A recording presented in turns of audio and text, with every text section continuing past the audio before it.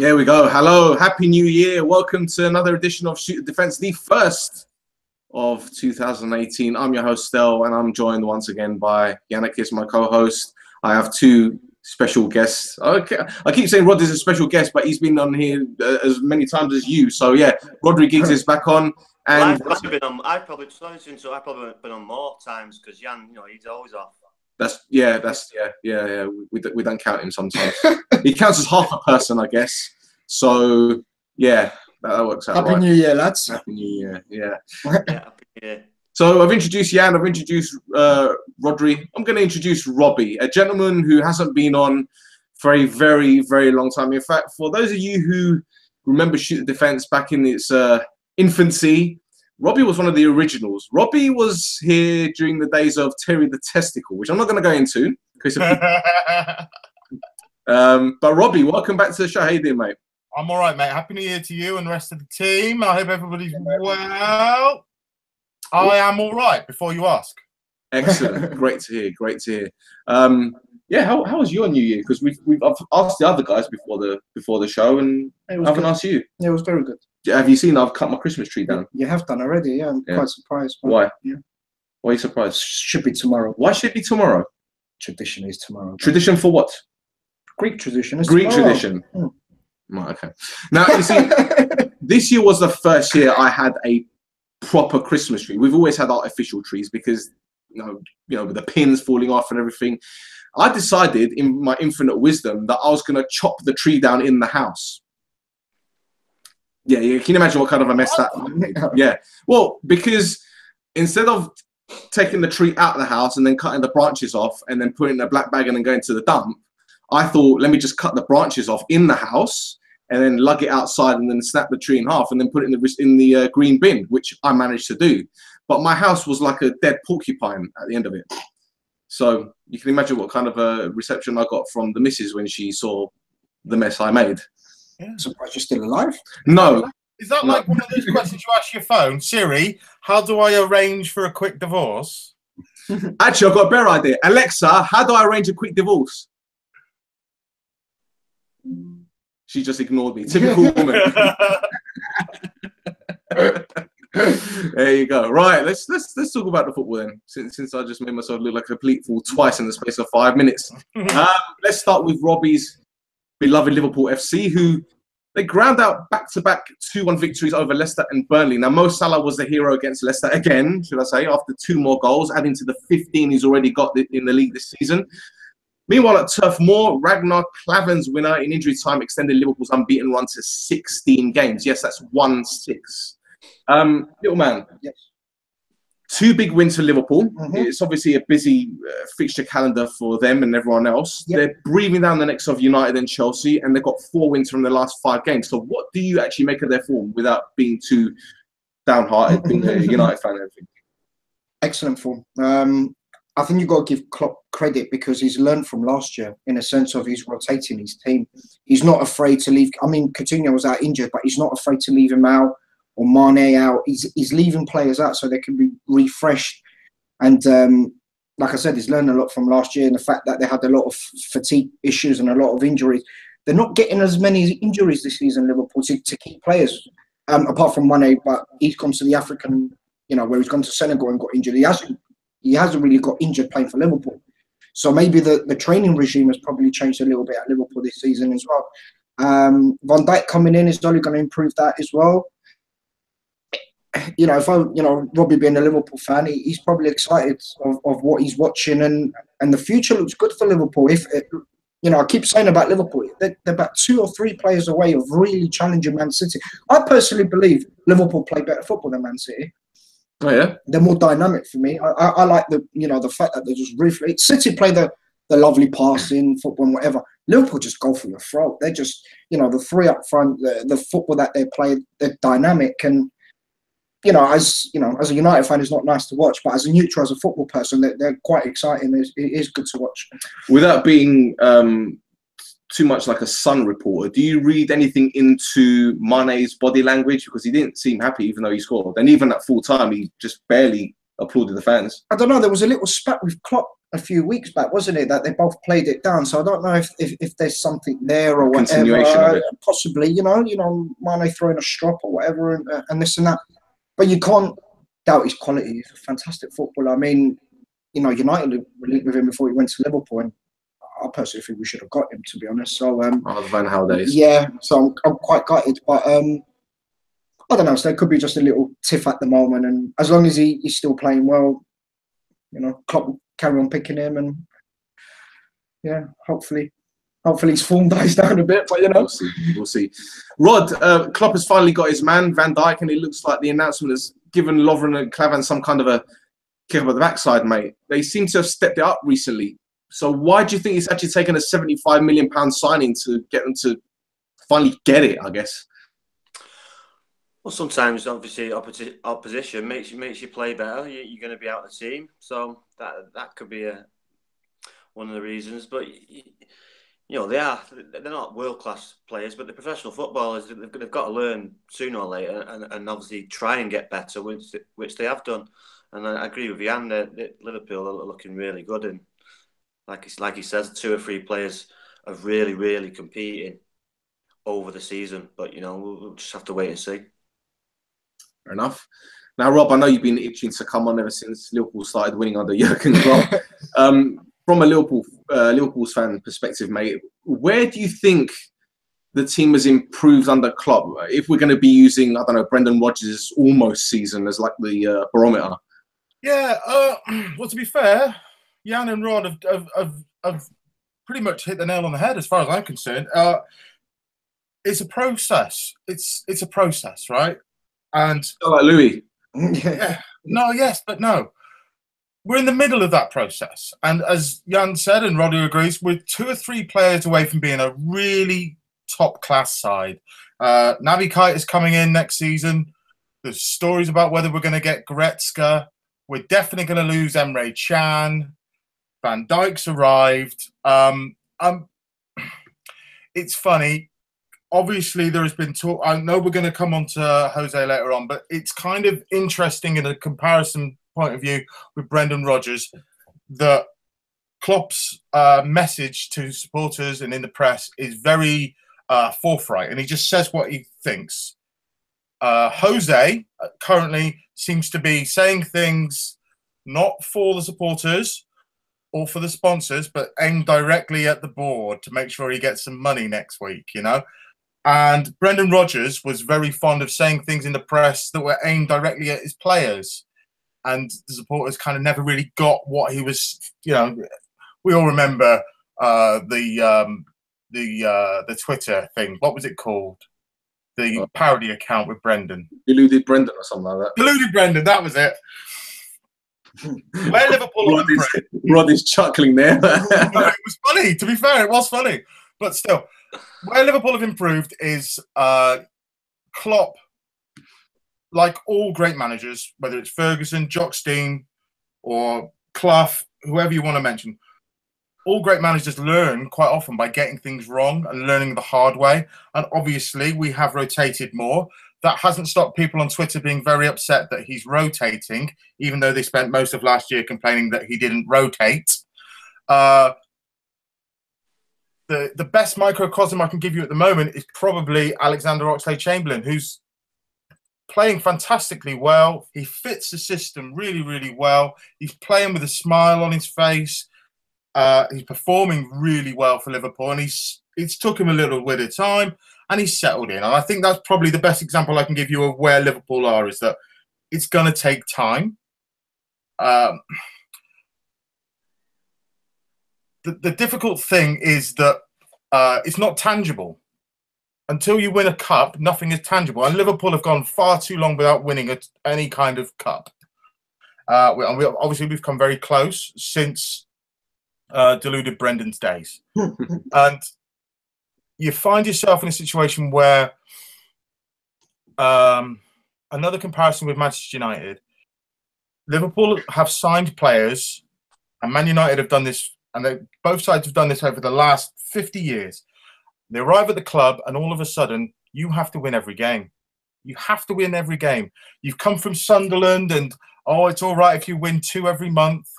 And all of a sudden, you have to produce. And it's a huge amount of pressure, particularly on young players that can't really handle that.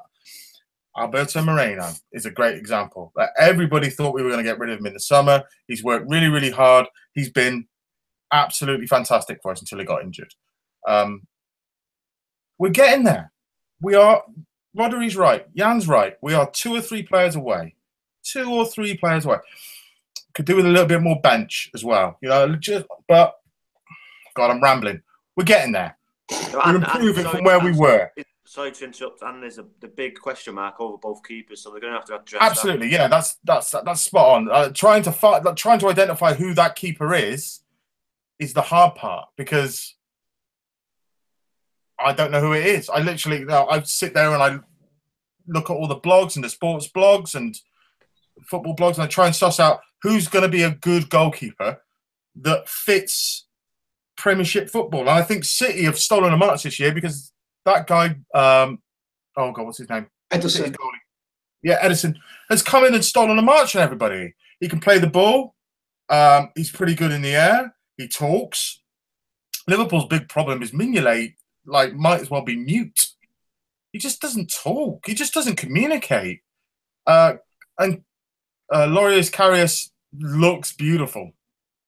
He looks like a model. And yeah, you need in the Premiership, you need a goalie that's willing to go and get his nose broken.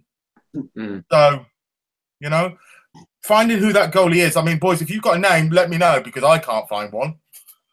Well, it is what it is, I suppose. The thing is, for me, watching Liverpool this season, the front 3, Mane, Salah, and Firmino, what I like about them the most is they're interchangeable. So, one will drift wide right, one will drift wide left, and they cover each other's positions. So that element of surprise is there. But not only have they got that, they've got that blistering pace that when you get the ball in behind them, or in behind the fullbacks, in behind the central defenders, they don't need to play with the defender's shoulders because they're so quick. They don't need to play that kind of Chicharito kind of thing. So that's how good. But on the flip side, as you mentioned Moreno earlier, Rob, the problem that Liverpool have defensively is individual errors. Absolutely. And it's 100%. Not just one player, it's 2, it's 3, it's 4. Perhaps with Van Dijk there, it will give them confidence, because the same goes with goalkeepers. If their goalkeeper isn't confident with a back 4 in front of them, or back 5 or wherever it is, then they're not going to be confident. No, absolutely right, yeah. But you also said that, they're going to be players coming, but players leaving. And as you probably know, in fact, it's not it's common knowledge, unless you've been living under the rock the past 24, 48 hours. Some smart-ass web administrator at Nike thought it would be great to splash the message Coutinho is ready to light up the Camp Nou. Now, my instant reaction was more dirty tricks from Barca, but then I remember they've been in trouble before for breaching FIFA's transfer rules. So why would they take such a high-profile, calculated risk? You tell me, Rob. Well, I'll tell you what. It's that thin line between incredibly brave and incredibly stupid. Of course, if you recall, before Christmas, Atletico, they made a complaint against Barcelona about Antoine Griezmann. Let's be frank. We all know that Pip's going. We all know that. We all know, right? That's fine. I said to you on Twitter the other week, I'll enjoy him while I've got him. What Nike have done is very, in many ways, interesting. If you look at it from the perspective of someone that's not a Liverpool fan, and if you check the LFC hashtag, it is, oh my God, just stay away from it. It's just toxic. But Nike want a star player who is Brazilian at Barcelona, because obviously Nike sponsor Brazil.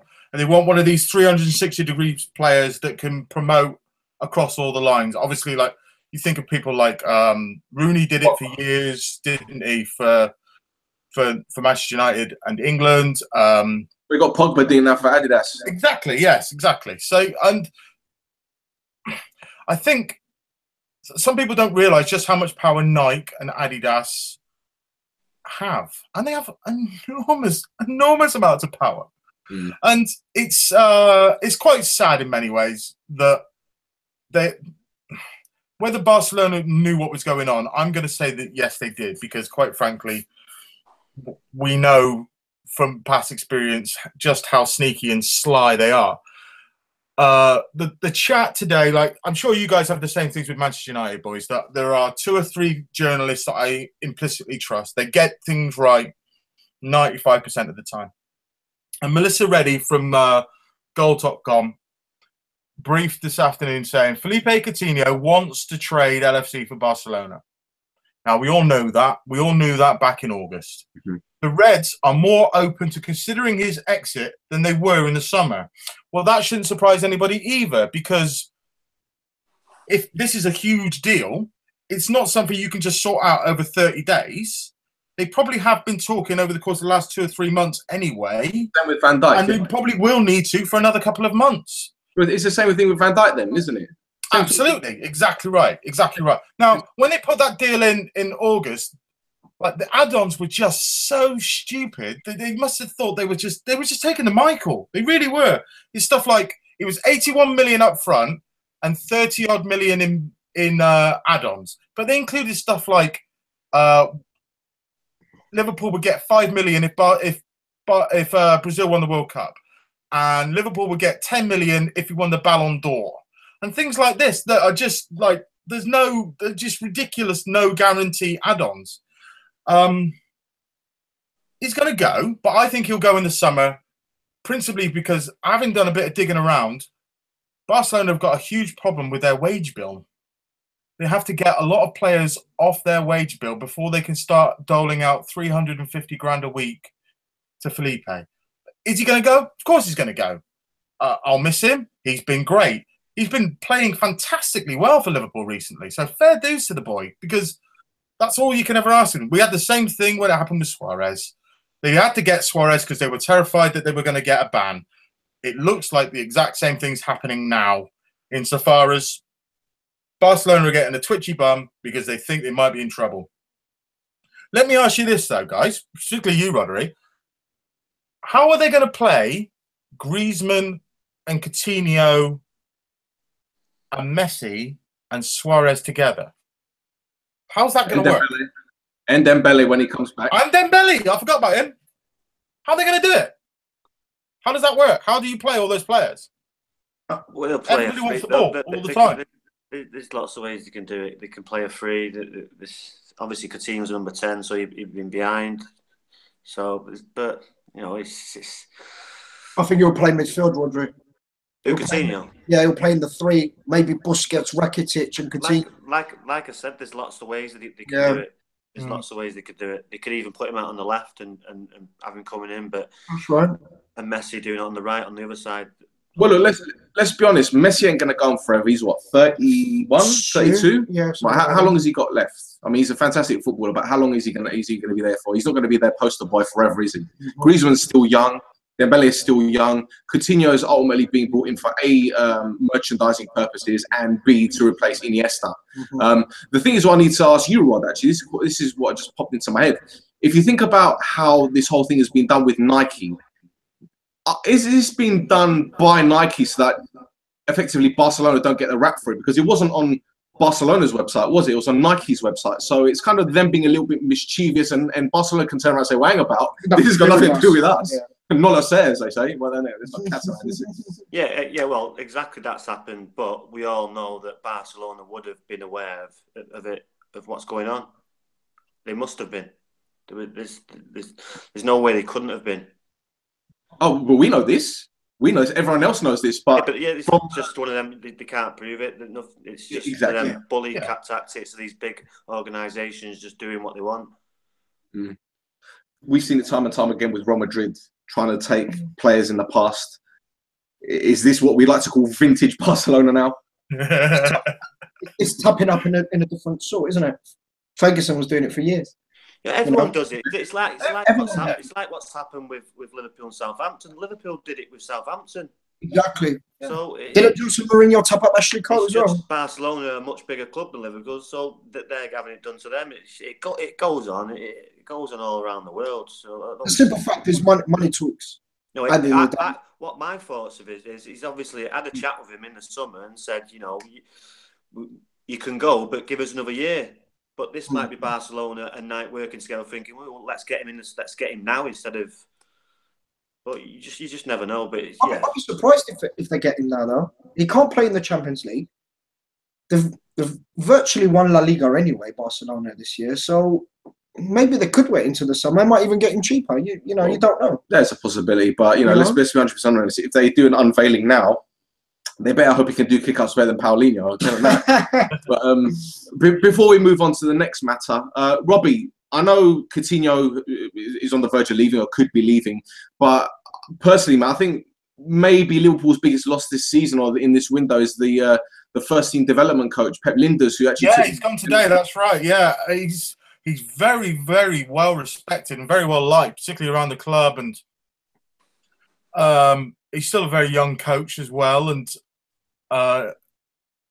it's difficult because you can't really go, oh well, you get the opportunity to take the big leap, and all you can do at this point is just wish him well. We will miss him, absolutely. We will miss him. Whether they're going to bring in Michael, I can't think of his name. Michael Branch, no. Michael Branch, the excellent striker. He went to Brazil and then came back, and I can't think of his bloody name. I'm terrible. They might bring him in to replace Pep. I don't think they're going to promote Gerrard just yet, although Gerrard's been doing quite well. So, I know it's a big loss. It is a big loss. I know Gerrard's been at the Liverpool International Academy because our friend Mark obviously works there, and he's told us that Gerrard has been there on numerous occasions to work on it. But I can't see Gerrard getting that kind of role. I mean, let's be 100% honest. No. This Lijnders fella, he joined the club in 2014. He was with the under-16s. I mean, to be honest, he's been credited with the emergence of players like Alexander-Arnold and Ben Woodburn, and to be a first-team development coach for 2 years and to see the club develop in such a way, even Klopp was absolutely gutted to see him go. And I think that might hamper you guys a little bit. I'm not saying it's going to be a massive loss. It really, really could. He's, as I said, he's got an excellent reputation, and he's very, very well liked. And I think that's the thing that sometimes we don't appreciate, like the grind of being a footballer or any kind of professional sportsman, to have like good physios around you and good coaches and people that you get on really, really well with that brighten your day when it gets to be a bit of a slog. Yeah. And that's probably where we'll miss his cheeky smile. And he had a great attitude. He was really, honestly, I keep saying he was really well liked. It's a quiet disaster. It's a quiet disaster that will probably go unnoticed by a lot of people. And then one day they'll write a book and someone will go, Pep was brilliant. We missed Pep. It was the same thing when Paco left with Rafa, that everybody absolutely loved Paco. And when he left, fair dues, got the opportunity, things started to decline quite a bit in terms of like just the quality of performance. That little 5% just wasn't quite there a lot of times. And it's a quiet disaster. It's a quiet disaster. Well, time will tell.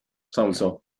Right, so while Liverpool's season gets better by the week, Everton's has taken another turn for the worst. A 2-1 loss at Bournemouth was followed by defeat against an underperforming Manchester United. Robbie, mate, I know you're not a fan of Everton, but I know many felt Everton recruited well in the summer and that they'd mount some kind of serious top 4 challenge. We had that debate on Chig's show beginning of the season, and it hasn't really gone that way, has it? Even with Big Sam at the helm. Now, can you see them splashing the cash this month? I can see them splashing the cash. I can't see them being able to inspire somebody to join them. They spent a lot of money on a lot of players, and it was a very disjointed selection of players. I have a lot of time for Rooney, but like, he's not the player that he was. That's fair enough. But if he wants to come back and it helps sell shirts in China and Asia, that's fine. He scored a lot of goals for him. He's done well. Good Johnson's a great player. Quite how you play the two of them together, it seems a little bit disjointed. Where he does have a lot of joy is he has some really, really talented young players to work with at Everton. He's also got a couple of really good coaches alongside him. Again, people talk a lot about Duncan Ferguson as a good coach. Sammy Lee is well respected. John Joe Kenny, I think the world of John Joe Kenny. I think he's absolutely wonderful, the young right back. the problem is, like, as we found with Giroud came out a couple of weeks ago and said, I would have gone to Everton, but the missus doesn't fancy Liverpool. I think that's kind of an issue for them, is that not that they're not a big club, not that they don't have money, but they find themselves in that little bubble with Borussia Dortmund, to some extent Liverpool, Spurs, maybe even Atletico Madrid. That they're all kind of looking at the same sort of players. They all look at the same kind of guys that they want to sign. And if you got the option of Borussia Dortmund or Everton, or even Atletico Madrid, it's not really going to be a question, is it? They're having all kinds of trouble trying to get this Turkish lad in, aren't they, at the moment? Yeah, who looks a good player, but it's, I don't know. The thing is with Allardyce is he's going to play one brand of football and it's going to get results. Although, to be fair, yesterday they looked awful. They were really poor against United, and that's right. They absolutely do need to try and find a striker. It was, in any other walk of life, to lose Lukaku and not bring in a decent replacement would get you sacked. In any other walk of life, that's like sticking somebody's mobile phone in the deep fat fryer in McDonald's. Right, you're going to get sacked for it, you know. And okay, Koeman did. Whether it was Koeman's fault, I don't really know. There definitely were lots of players that were Koeman players, and there were players that weren't really Koeman players. That they were just moneyballing, and can they work it out? And it hasn't. It just hasn't. And look, Robbie, I've got to question some of his signings. As good as a coach is, you got to question some of his signings. You know, Schneiderlin, I cannot understand. I mean, yesterday he made Ander Herrera look like Zidane. Honestly, that's how bad Schneiderlin is. And Rod, you know, United, they've been absolutely poor recently, really bad against Southampton. They stepped up at Goodison. But were you surprised with how comfortable it was? Because we know that Everton is always a difficult place for United to go to. The atmosphere is hostile, but I didn't hear anything until there was nothing. No. I just think probably with our squad and their squad, and you know, with the festive period games, and them being at Bournemouth, which is it's a long way. I don't know if they flew or I'm sure would have shown they would have flown back. So the travelling would have been that bad, and we just caught them on a good day, to be honest. And United were really good, but Everton were equally poor. So, but it was a long festive period for me. Obviously, it hit them on that game. Lucky for us. The thing is, when I saw that Everton lineup, I thought, you know what, this doesn't scare you. It doesn't. Yeah. I mean, look, Keane has just come back from an injury, so he's not 100%. Schneiderlin and Rooney in midfield. Exactly. And then they had Yannick Bolasie wide left, who hasn't played for how long? Exactly. About 18 months. First game back, wasn't it? Yeah. He had a good game though, didn't he? I thought he did all right. For someone that's just come back. He's an back Allardyce player, isn't he, boys? Let's be honest. He's an Allardyce style player. Yes, I thought he did okay. But then Oumar Niasse, I mean, I don't know whether he's a dirty player or whether he's clumsy, because the free kicks that he gives away, they look snidey, but when he gets up, he's like, oh, I didn't mean it, kind of thing. So I don't, you know, but you're right. When you look at players like Duncan Ferguson, that's on the bench. Ex-players like Duncan Ferguson on the bench, watching this team, he looks at Bolasie, he's looking at Lennon that can put balls in the box, he's looking at Rooney, he's thinking, God, I wish I was still playing, because I would be gobbling up everything that comes towards. And then you look at who they got, and they got nothing. They got nothing. They got absolutely nothing. You know, but you know, I'll go back to what you said about Koeman and questioning his signings. How can you not sign a striker? I mean, he tried to sign Sandro, but to replace Lukaku with Sandro, it was never going to work. That not signing somebody to replace Lukaku cost him his job. Simple as that. No, I agree. But the problem is, and it goes back to what we said a couple of years ago when Liverpool signed Benteke for 30 million of Aston Villa. People were saying, you know, it was a bad move. And, okay, fair enough, it ended up being a bad move. But it wasn't a bad move. It wasn't a bad move, no, because you're thinking, well, who could you buy that's a proven goal scorer in the Premier League for that amount of money? Yeah. You know, and who could Everton have signed? Like Robbie said, he went for Giroud, didn't he? And he couldn't get it. I think Giroud turned them down last minute, didn't he? He said his missus didn't want to go. His missus didn't want to go, but he signed too many number 10s as well, didn't he? Still, yeah. Rooney, Sigurdsson, Klassen. All in the same position. Klassen, like, I like him, but by God, he's just never going to be able to survive in the Premiership. You can't get he's a good player, but not like the Premiership just doesn't suit him. No, he'd be great in France or in Italy, but he's just going to get battered, you know. Like Bojan gave it a good old red hot. He gave it a red hot crack, didn't he? He really tried his heart out for about a month at Stoke as a little lad. But it's not just the physicality; it's the pace of the game. It's just too fast for him. I just don't think he's got it. I think he's a good player, but I just don't think he's ever going to fit Premiership football. And that's a Moneyball kind of punt, isn't it? And that's a very good segue for me, Rob, because I was going to ask you about Jesse Lingard. I actually didn't think he'd ever make it. Last season, as you and Rod know, Rod will be laughing his ass off at this one. I mean, Lingard is in the form of his life at the moment. What do you put this down to? Hard work, determination to get into the team, proving a lot of us wrong, you know, United fans who give him a bit of stick, I guess. He's been him a lot. Yeah, you give him a lot, to be fair. Gave him a lot, yeah. You got credit, you know, you have to. He's put his head down, he's working hard, he's scoring goals. This kind of number 10 position, he's excelled in it, hasn't he? He's scoring goals, he's got assists, he's working hard, he looks influential in the team. You know, as a United fan, a month ago, you think, oh, Lingard in the team, great. Now, you want him to start every game. That's kind of the form he's been in, and you got to give Mourinho credit as well. I mean, what? what did you just say? Yeah, the guy that you wanted sacked last week, he's giving you credit. It's not about wanting him sacked, though. It's about Rod, he wanted Mourinho sacked last week. I don't know if you heard. He wanted Mourinho sacked last week. I just think with Mourinho, I've seen that tweet. I've seen it. Yeah. I just think United under Mourinho should play a different style with different ambition. But we're not going to go to the Mourinho. I'm going to talk about Mourinho, the manager, and what he's done with Lingard, because Mourinho gets a lot of bad kind of publicity for not playing youngsters or not giving them a chance. Listen, he's giving players a chance at United, and for that, you have to credit him. Even if it works or not, he's actually giving them a chance. And the fact that he's showing faith in Lingard, and even Rashford's having an appalling time, but I'm not going to get into the Rashford situation. You know, for me, you've got to credit the manager for giving him the confidence to go and excel and giving him that number 10 role as well. Because nobody would have thought Lingard can go and play number 10. He's always played either wide left, wide right. He's never got the opportunity to play in that number 10 role. Now, he's got it due to the fact that everybody else has been rubbish there. There's, you know, your mate Mkhitaryan, you know, one of them. But you still got to take your chance playing in that position, and full credit to Lingard. Do you know what? I think it makes a big difference that Mata's there as well, because Lingard gets in between the lines. And obviously Mata isn't as quick, but he's quick up here. Yeah, so Mata can play them little balls in behind the lines, and then Lingard with his pace.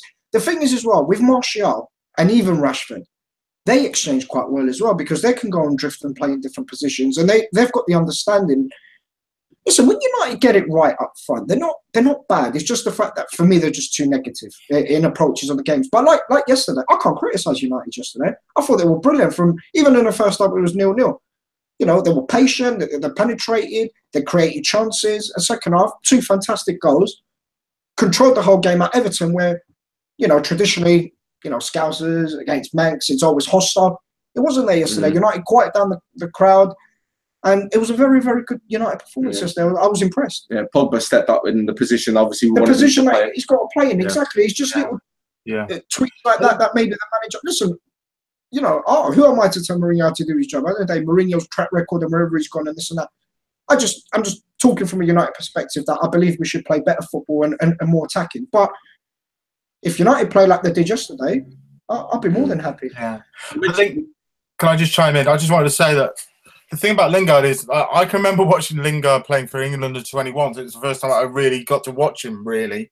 And I thought, like, there's a player here, but he's a bit wishy-washy. And is he 23 now? 24. 24. So my point is this, is that you're watching the boy at City as well that was at Liverpool. What's he called? Sterling. And you're watching Lingard, and they're quite similar, but different. But they're similar. And my point is this, is that as football supporters, as people that watch the game, you're always looking for the progression to be linear, for everyone to go in a forward motion, always going up. And life and football doesn't work that way. And it's going to go like that, up and down. And that's what's happened here, is that they've had a sharp incline in improvement, a building of confidence, and both of them are performing really, really well. If you'd have said to me at the start of the season that Lingard's going to go to the World Cup, I'd have laughed at you. Now, he's one of the first names on the list. And you can do nothing but credit the lad for hard work, because that's what he's done. He's had a nice run in the team. He's played really well. He's scored some really important goals. You can't fault the guy. So when we give somebody a drilling when they're playing badly, fair enough. But when they're playing well, it's absolutely right that we celebrate them and say, fair dues, mate, you've proved me wrong. Robbie, just to add, proved us wrong. He's got fight in him, Lingard. That's what I like. Yeah. The fact that he plays for the shirt, like, you know, we all know he loves United and stuff as well. But the fact he's small, he's not the biggest of guys, but he's got heart. And the fact is, as United fans, you know, I've never criticised him for his like what he does on the for his work ethic. He always gives 100%. He's Mr. Perpetual Motion. Yeah, it's always really the quality that hasn't been or the consistency. But I mean, even Van Gaal, I don't know if you remember, he played him right wing back in one of his first games. It was left wing back. Left wing back. Debut. How can you play Lingard left wing back? I mean, how's he going to excel playing in positions that, you know, Van Gaal made a lot of strange decisions, like making Phil Jones take corners. But when we're talking about managers, and I didn't know whether I should add this into the show or not, because we could go on forever. But Mourinho's comments about Paul Scholes and what he said about Paul Pogba, what do you make of it? Because me personally, I think he's well within his rights. Someone finally stood up and said something said about Paul Scholes, because him, Rio Ferdinand, all these other guys, they seem to have little digs at Mourinho, and he's backed off the whole time. And now he said something, all of a sudden Jose's wrong. Why? If you're asking me, I'm not going to sit here and be a hypocrite, because I've criticised United and Mourinho and the style of football. I'm guessing for someone like Scholes and Ferdinand, who played at United with the traditional way, etc., winning things, maybe watching this kind of United and this style doesn't appeal to them. Listen, ex-players are going to criticise the players. They're going to criticise the manager. I mean, if you're going to be a pundit, you're there to be shy. Look at Gary Neville. He does Sky Sports. You know, he's not always biased. You know, it's their jobs now. Unfortunately, they're going to come out and say, you know, United were poor, Pogba didn't play well, etc., this and that.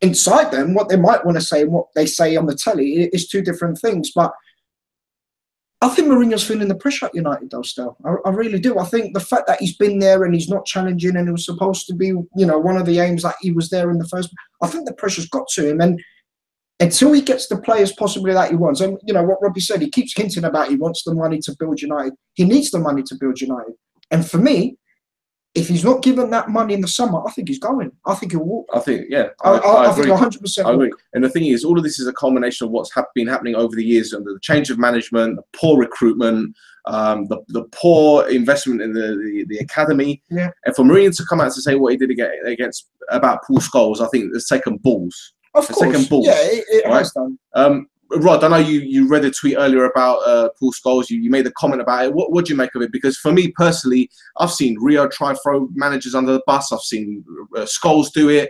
I've seen Phil Neville do it on the BBC. Right. It seems to me there's a bit of an agenda with these class of 92 guys. What do you make of that tweet that was put out earlier, that mate of yours? Yeah, like I said last night, I totally disagree with what he said and agreed with what Mourinho said. Some of them have slide digs, and some of them, you know, they're well within the rights of the slide digs because they've had such a good career at Manchester United. But you know, when it's constant and when it's not, it's one person and it's the other one. You know, Mourinho's right. Look at his record. They've got a good record in playing, but that playing career is over now. If they want to be a good carry on with a career, then get into coaching, get into managing, and do what Mourinho's doing and Hannah's done. Instead of having these sly little digs and being what's the word? Sly? No, he says sly. They're being very overcritical, and sometimes it's right and sometimes it's wrong. But you know, they go back to when they played, and when them days are over. That football's done. It's a new modern game now, so it's a different way of coaching, different mentality, different players. They haven't got that old school mentality. You can't go on and kick people to death and bully people and intimidate people like they used to. It's just not there anymore. It's just not that mentality. Right. So, can I ask you a question, mate? If United were doing well, in hindsight, of course, they wouldn't be criticising, would they? I just don't think they're saying what we as United fans think. I mean, Moyes got a lot of stick for negative football. Van Gaal, we eventually got him out.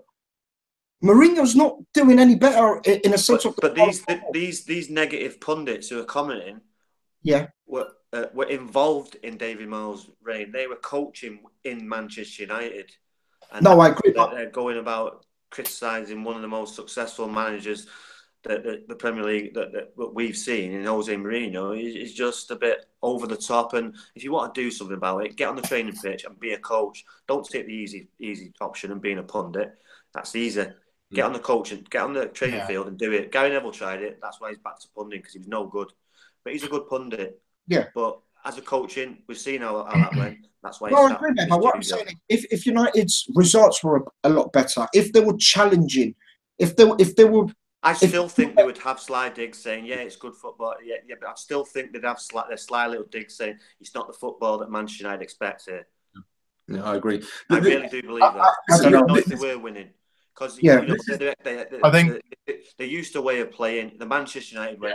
Jesse Lingard is a perfect example. He knows Manchester United through and through. He knows the way they want to play: attack, attack, attack, attack, and you're seeing the rewards from it. So it's I just wanted to say, boys, is it worth mentioning that these sly digs that come from these players all happen to be on BT Sport most often? Mm-hmm. And I'm a very cynical guy, as you know, and I know a fair bit about the TV industry, and that's why I studied at uni. Ever since BT have got the rights to a lot of the football, they have done everything in their power to sensationalize literally everything. Yeah. So much so that they let Robbie Savage talk. Chris Sutton. Chris Sutton is another example. And I often wonder if things are being encouraged to be said by senior producers so that they get trending on Twitter, and they can just so that they're trending. Like Stel and I see this all the time with WWE wrestling, that things are done and said not because they're the best thing that should happen, but purely so that they trend on Twitter. Robbie, I think to your point, what you're saying is probably true, but it's the fact that there's a lot more ex-United players on BT. Yeah, that's true, because all the Liverpool ones are on Sky. Yeah, but listen, with Sky, no, Gerrard's on BT. I don't that's think. True. Yeah, he is. I don't think that. I'm McManaman. That concerns Paul Scholes in making a headline. Robbie Savage maybe, because he was an average player. Paul Scholes was one of the best players I've ever seen. So I think Paul Scholes was just being honest, but he was brutally honest, and he's a bit unfair because Paul Pogba's been brilliant this year, and he's just come back from 2 months being injured. He's had a bad couple of games, and the knives are out. I just think. Yeah, I agree with you there, Rod. I mean, again, it's this thing about improvement is not linear. It isn't. It's one of these things where he's just come back from injury. Give him a bit of time to find some form first before you start sticking the boot into the boy. I mean, listen, Pogba is a special player. We know he's a special player. We know that you look at that guy and you go, there's a guy that can play in the Premiership. Look at him physically, look at his attributes. Special player, right? But the player that he is now and the player that he's going to be in 3 or 4 years' time couldn't be more different. The player that I expect him to become in 3 or 4 years' time is really, really special. He doesn't have the players around him, though. Well, he might do by then. Struggles as well. Whether or not, they get the money. That's another thing that Paul Scholes had and all they had. They had quality in every position. They know what people's going to do. He's obviously got a good reputation with Pogba at the start of the season. Obviously, he went out, and then Pogba's forms dipped. That's no coincidence. That's happened. So it's Paul Scholes had a world of talent around him. Manchester United aren't there at the minute. Mourinho's getting to there. He's getting there.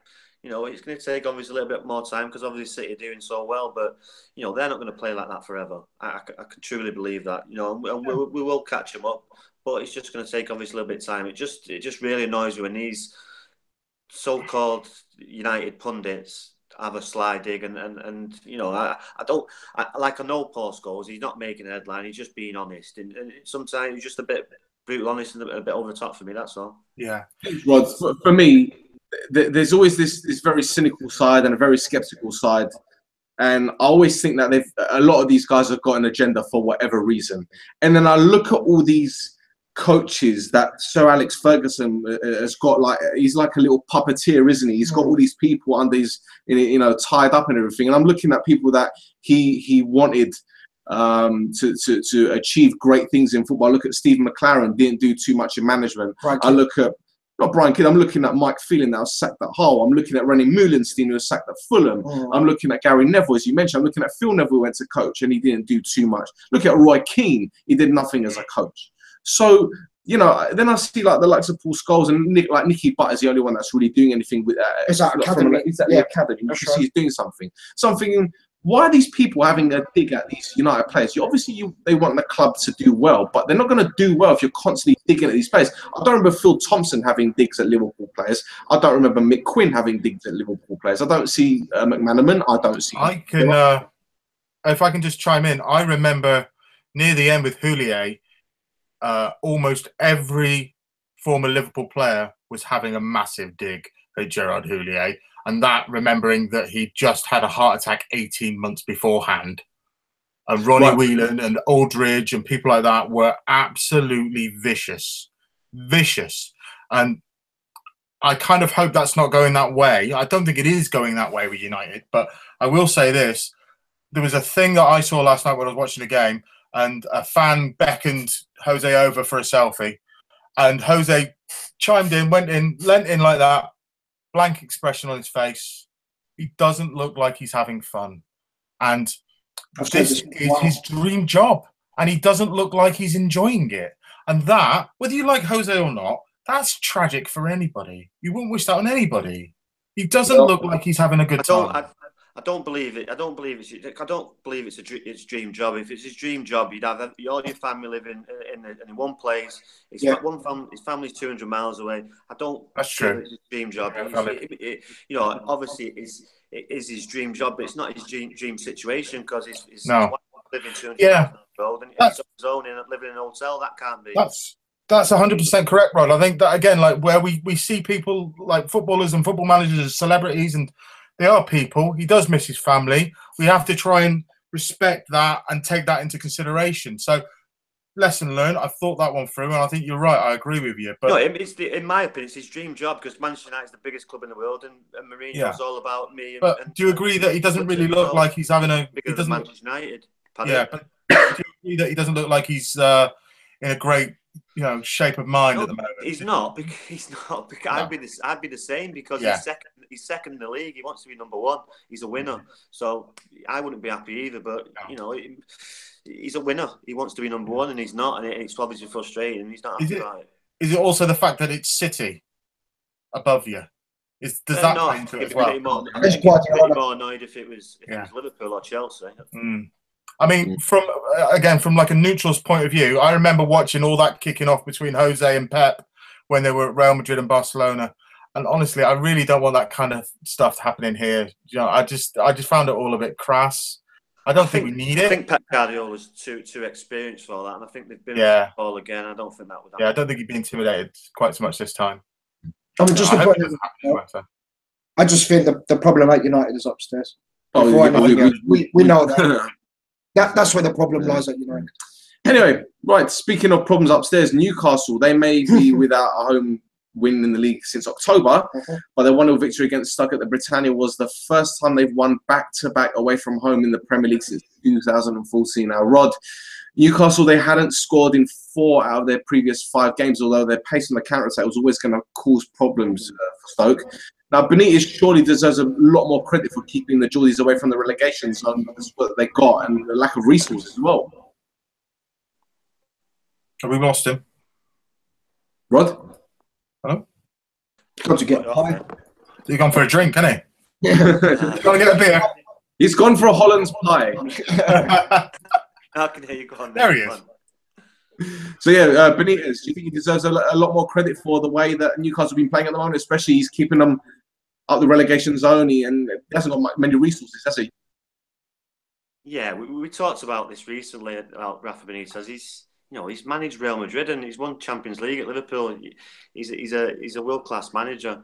Newcastle are lucky to have him, and he's obviously doing a good job with limited resources there. And sooner the takeover, the better for Rafa, because he could get him up there. Because obviously Newcastle's a well-supported club. It's a big club, and Rafa's a good manager. So if you give him the resources, I'm sure he'll do well for him. I agree. I just think he's got a championship squad there, and he's about 2 or 3 players from having a mid-table team. But right now, needs to find a striker. Well, it was my tip for him to go down. I thought them. It was them. Who was it? Huddersfield. Them, Huddersfield and Swansea. Yeah. Yep.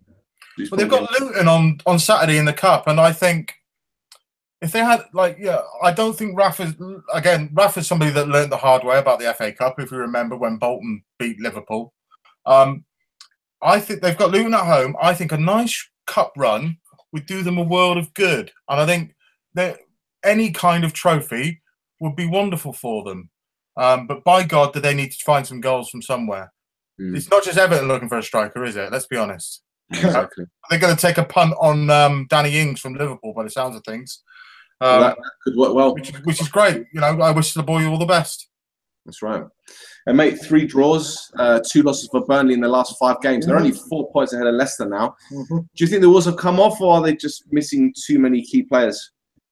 I just think the expectancy of what they've done this season has just exceeded all expectations of everybody. I think Burnley have been phenomenal. If any team in the Premiership deserves credit, it's them.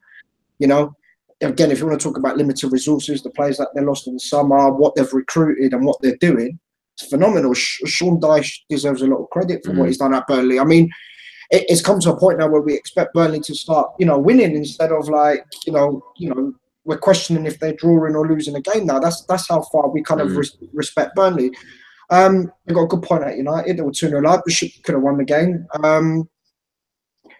They've got Brady's been a big miss for them. He's a good player, Robbie Brady. He's got a serious knee injury, so they're missing him. But they'll find a way. They'll be safe. They'll be all right. They'll bounce back. They'll go and beat somebody that nobody expects, and all of a sudden they might go on a run again. So they were lucky at the weekend as well. 94th minute winner again by Liverpool. So that could easily be another draw, and it would have been a good result. Funny, Jan, isn't it?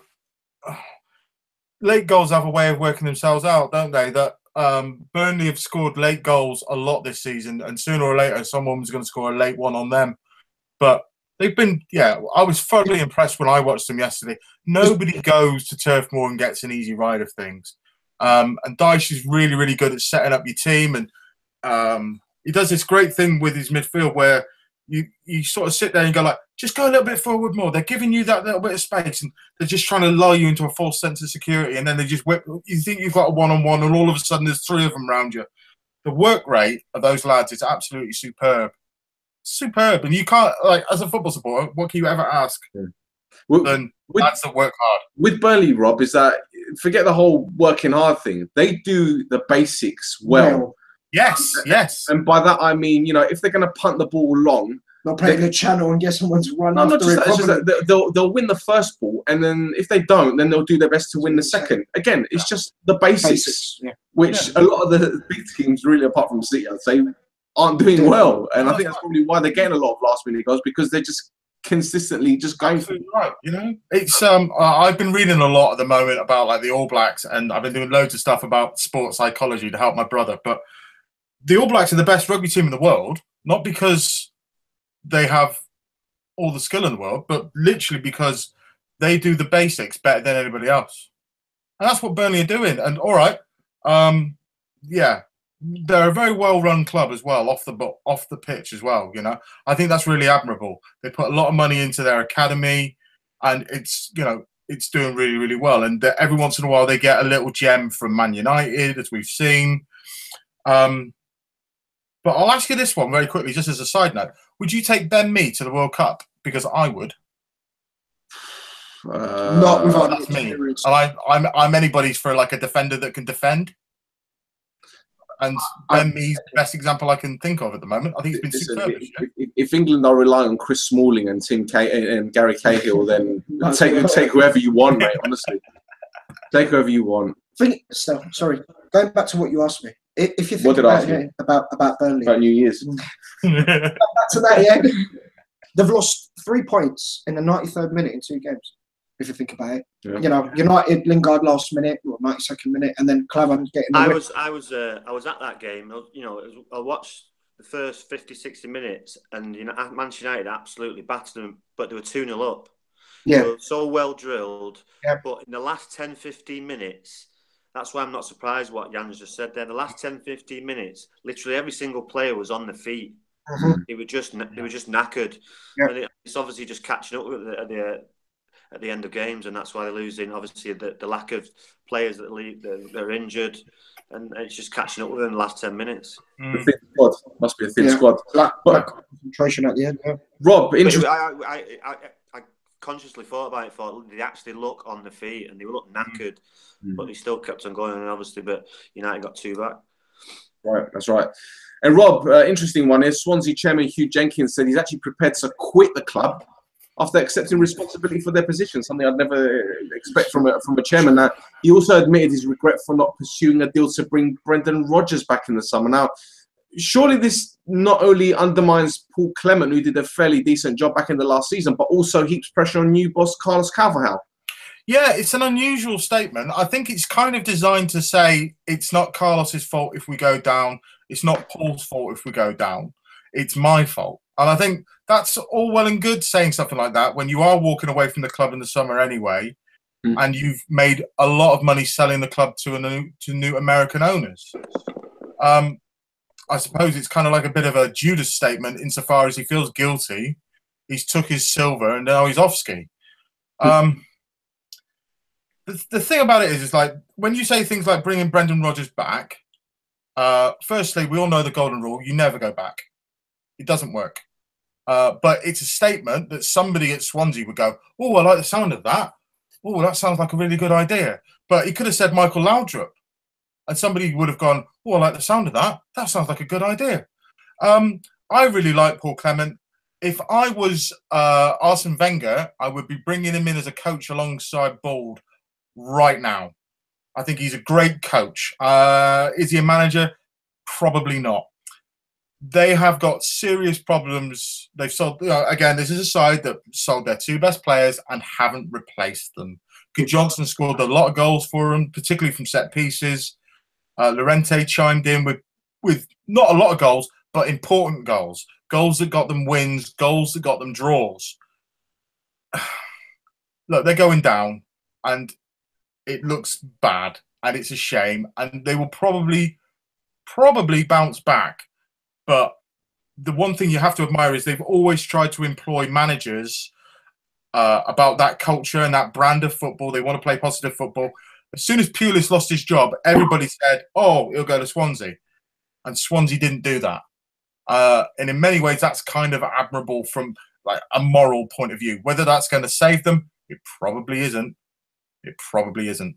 Yeah. They need goals. They won their first game against Watford under contract. That's right. That's like, the new manager bounce, and it gave them a glimmer of hope. And then they faced Spurs tonight. They lost 2-0, which a game, let's be honest, they were going to lose anyway. Yeah. But, surely, but I like Carvalhal. I think he was unlucky when they got to the playoff final, Sheffield Wednesday, and they lost to Hull. I think, okay, he's had a bad season so far this season, but it does seem a bit of an odd appointment, because if you look at the previous Swansea managers, I know they had Martinez and Laudrup, and this one came about left field, didn't it? Because it's very rare for a manager who's recently been sacked from a championship side to get a Premier League job. So Do you know what statement that is, Stel? What's that? He'll get us back in the Champions. Yes, correct. Yeah, preparing for the next season. Absolutely. I agree. Yeah, it has to be. Carvalhal knows the Championship. All right, hence he did well at Sheffield Wednesday, actually. I like him. He's a very bullish coach. He is. He plays decent football. He doesn't take no rubbish from the players, which is good. Swansea have recruited so badly this season. It's unbelievable. I mean, Renato Sanchez, one of the biggest things supposed to be coming out of football. How bad is he as a football player at this precise moment? Wasn't he playing left wing back in Clement's last game? That's right. Yeah. Yeah. And he signed, was it Mesa from Las Palmas for like 10, 11 million? Yeah. I mean, these players are not going to keep you in the Premiership. No. You need to go and buy established Premiership players to get you out of the trouble that, that it is. So you know, what Robbie was saying, what the chairman's doing is diversing all the blame onto himself. As he blame me, it's my fault. Don't blame the managers, because they know they're going to go down, and they've just got cover hard to if they stay up, fantastic. If not, he's going to build them for next season in the Championship, and hopefully for their sake come up first time. I don't think they will if they go down.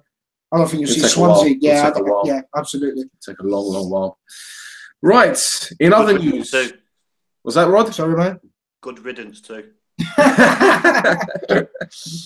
Lovely.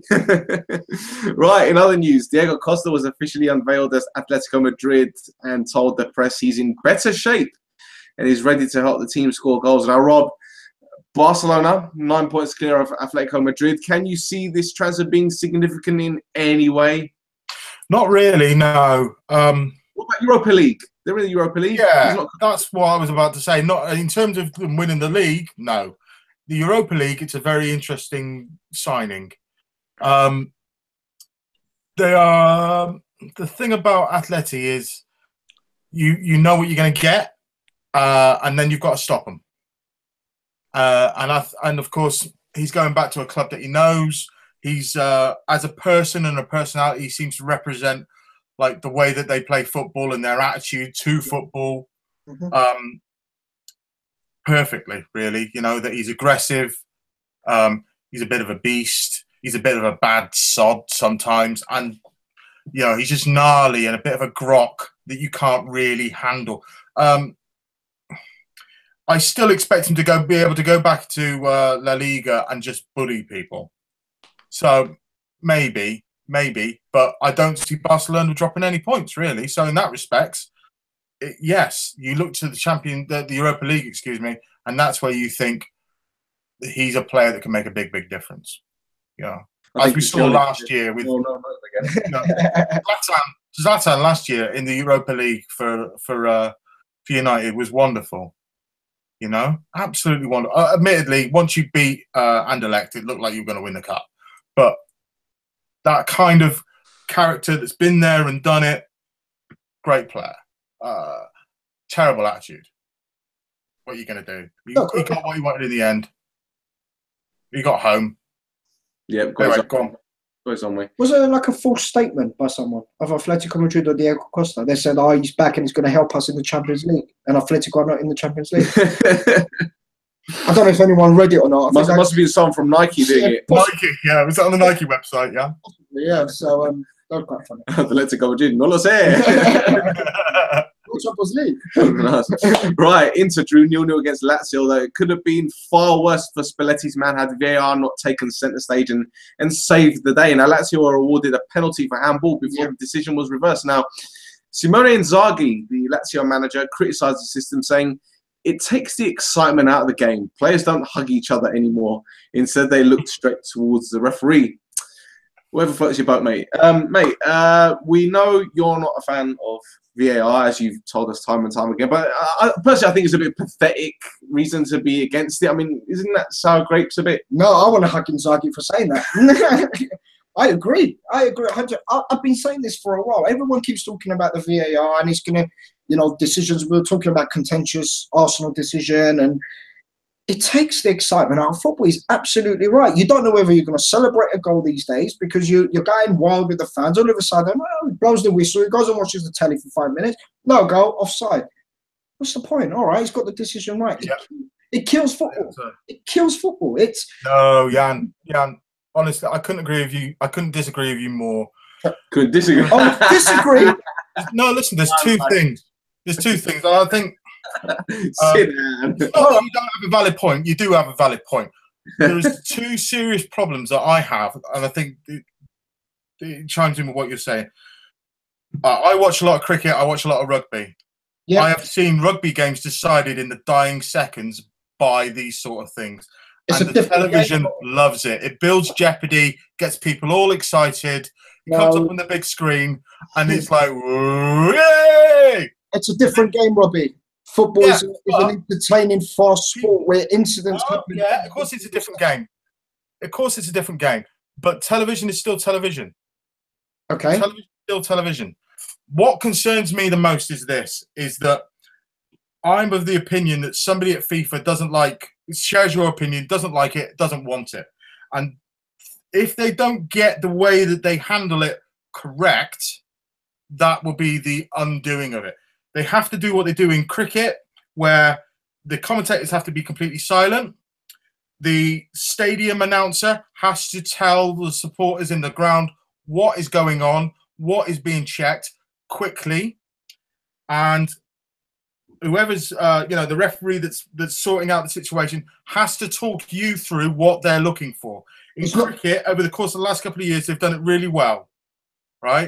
Because if you don't, it just leaves you open to what you're talking about. This opportunity to say, oh, well, what was he looking at? Why was he looking at that? What was that? Was he offside? Is he offside? Did the ball cross the line? Is it a foul? And I don't want it for everything. I'm the same as you. I don't want it for everything, but there's been so many dubious goals that something had to happen.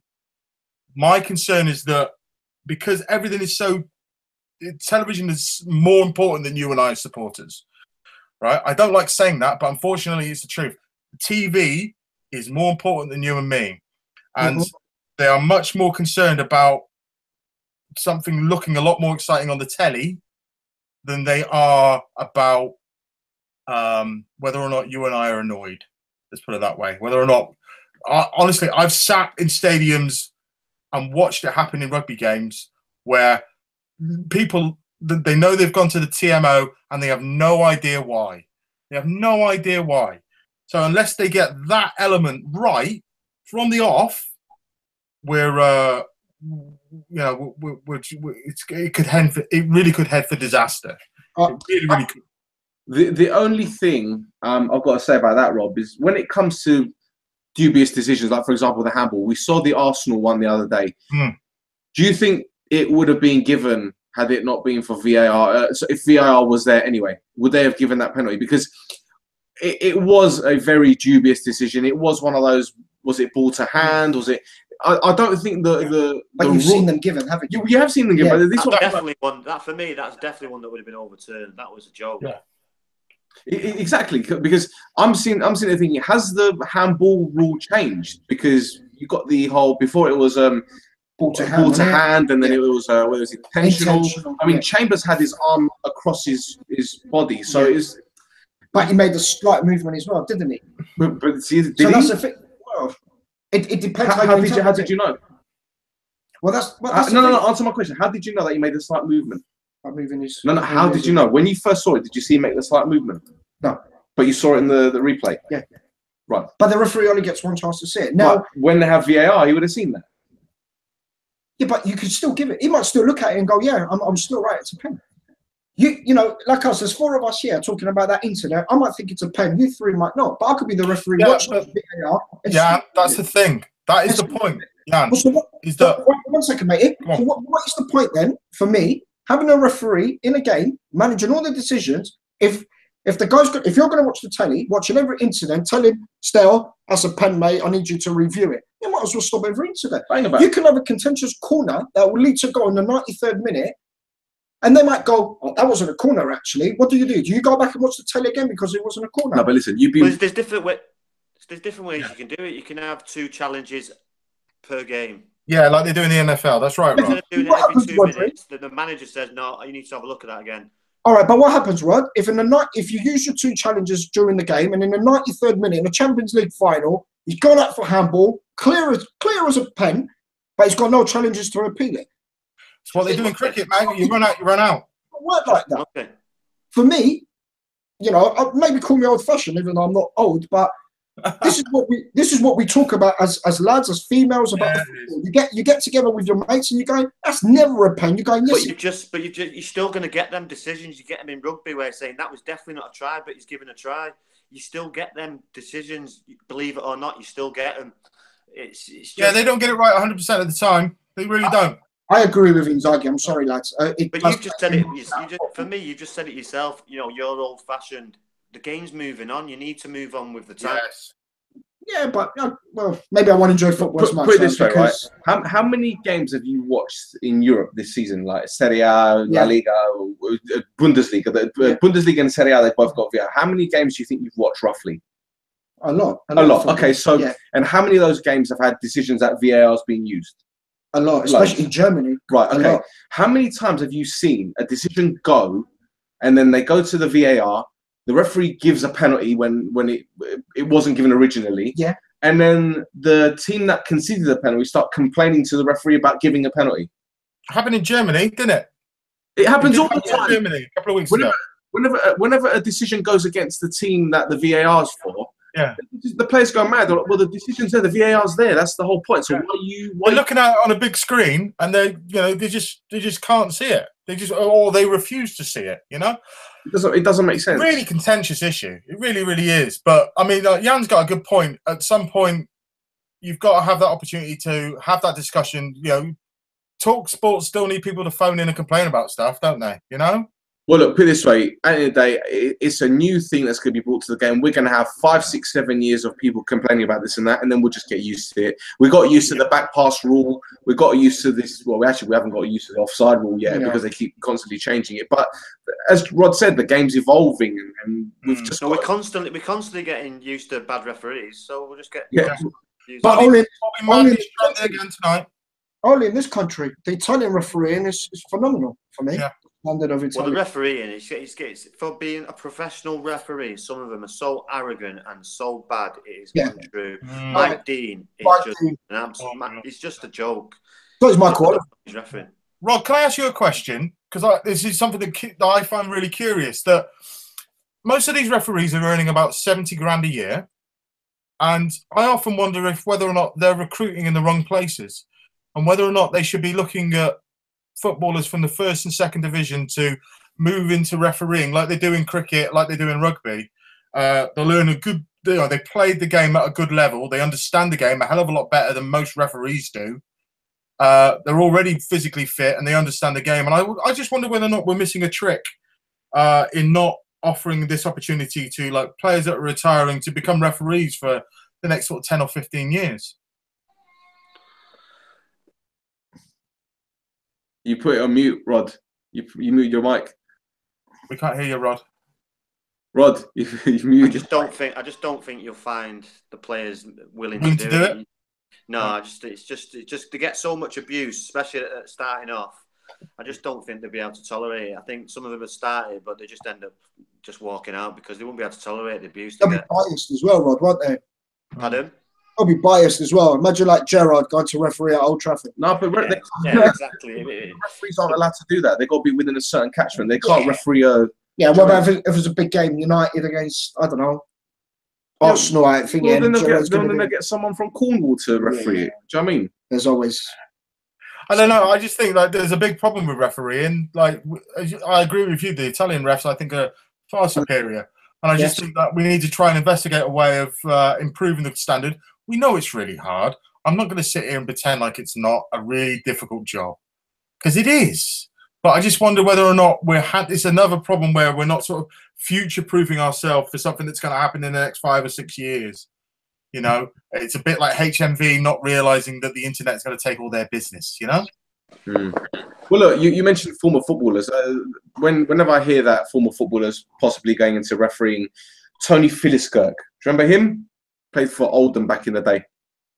Yeah, he spent 2 years as a referee, and he was one of 15 other former footballers that went on a course back in '96 as part of a PFA to get ex-footballers into coaching, and none of them are refereeing, and none of them have emerged. Yeah, so says it all, really, doesn't it? Yep, that's right. Yeah. Right, let's wrap up our show with one more thing, and that's Steve McClaren. Rod, he's quit as coaching consultant of Maccabi Tel Aviv, the club Jordi Cruyff manages, to pursue other options. Now, what other options could he mean? I mean, I'd have thought he'd like to lay low for a bit, given his recent track record. Is he muted again? Say again, you broke up then. Steve McClaren, he's left his job at Maccabi Tel Aviv. That's the club that Jordi Cruyff is managing. And he says he wants to explore new options. But what options do you think they are? Well, I didn't even know he was there, but I'm not sure. Just retire.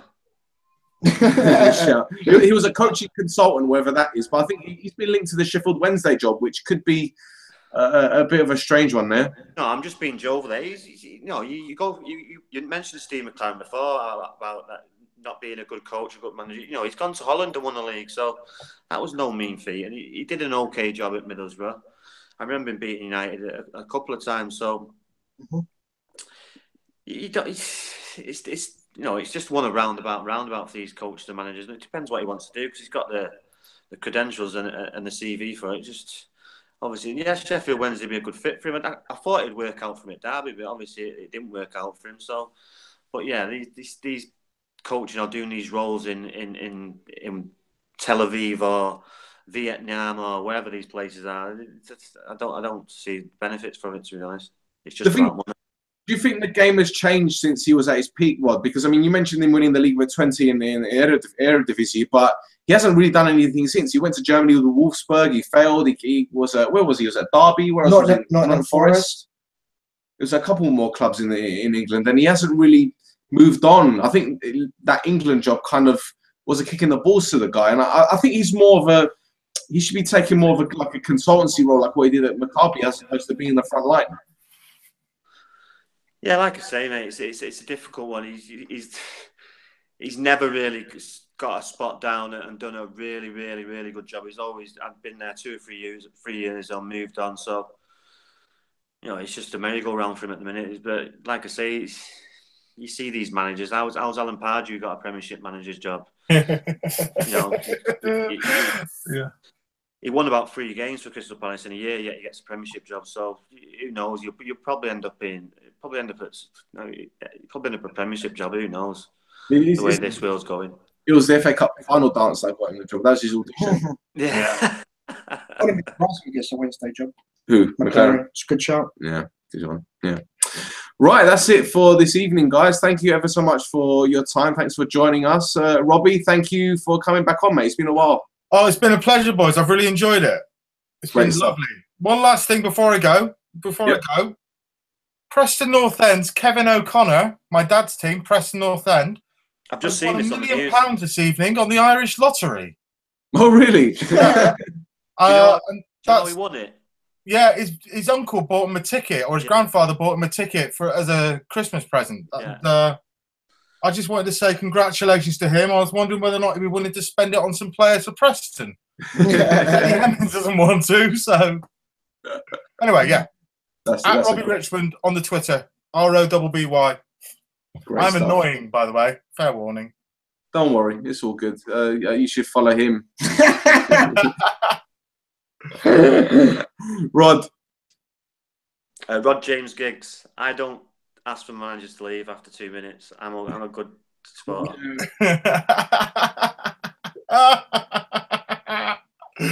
Oh, we're laughing at you, Jan. We're still waiting for Holland to get back to us. Yeah, and in the new year he's lost that pillow. Yeah, it's gone missing. It's gone. We'll have to buy him one. I should have bought him one for Christmas. Yeah, what's my Christmas present? I'll get you a Christmas present. No, I'll get you a late one. I'll get you a late Christmas and a late birthday present. What's your Twitter? Yiannakis J. I asked for better football managers to leave. And we're on Twitter at Shoot the Defence. I have one when I'm back out of Twitter jail. I tweet horrible things to Mkhitaryan. I'm not going to give you my handle. You can find me. You can just do a search for Mkhitaryan and a 4-letter word. Until next time, guys, we'll be back and take care of yourselves. Ta-da! Bye.